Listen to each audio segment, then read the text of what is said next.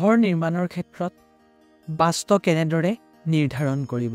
ঘৰ এখন নিৰ্মাণৰ ক্ষেত্ৰত বাস্তু নিৰ্ধাৰণ কৰাটো অতি প্ৰয়োজনীয়।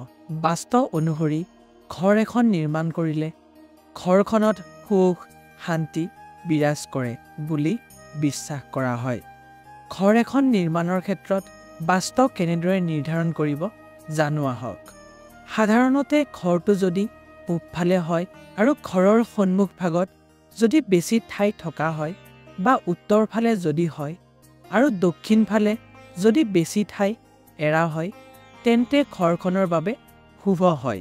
ঘৰৰ মানুহ বহা কোঠালি বা ড্ৰয়িং ৰুম পূব বা উত্তৰ ফালে থাকিব লাগে আৰু শোৱনি কোঠা সদায় দক্ষিণ পশ্চিম কোণত হ'লে ভাল। ঘৰৰ চিৰি উত্তৰ পূব কোণত থাকিলে ভাল। বাস্তুমতে ঘৰৰ পাকঘৰ কোনফালে থাকিব লাগে? বাস্তুশাস্ত্ৰ মতে পাকঘৰ সদায় আগ্নেয় কোণত থকা উচিত, কাৰণ আগ্নেয় কোণটো অগ্নি সম্পৰ্কিত হয়। দক্ষিণ আৰু পূবৰ মাজৰ কোণটোক আগ্নেয় কোণ বোলা হয়। এই কোণটোত পাকঘৰ থাকিলে যথেষ্ট শুভ হয়। খাদ্য ৰন্ধাৰ সময়ত যদি পূবফালে মুখ দি ৰান্ধিব পাৰে তেন্তে স্বাস্থ্যৰ বাবে খুব ভাল।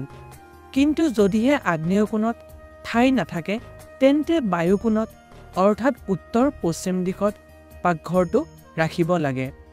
আনহাতে বায়ু কোণত পাকঘৰ থাকিলে পশ্চিম ফালে মুখ দি খাদ্য ৰান্ধিব পাৰিলে ভাল। বাস্তুমতে ঘৰৰ বাথৰুম কোনফালে থাকিব লাগে? ঘৰ এখনৰ পশ্চিম কোণৰ মাজৰ ভাগত বাথৰুমটো থাকিলে ভাল।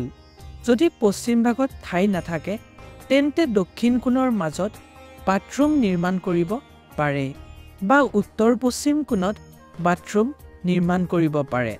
বাথৰুম কেতিয়াও উত্তৰ পূব কোণ অৰ্থাৎ ঈশান কোণত নিৰ্মাণ কৰিব নালাগে।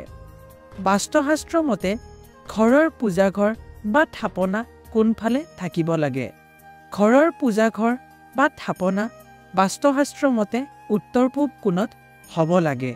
যদিহে ঘৰত কোনো বাস্তুদোষ থাকে তেতিয়াও উত্তৰ পূব কোণত পূজাঘৰ থাকিলে বাস্তুদোষ বহু নিৰ্মল হয়। আনহাতে পূজাঘৰত বাস্তুযন্ত্ৰ স্থাপন কৰিলেও বাস্তুদোষ খণ্ডন কৰিব পাৰি।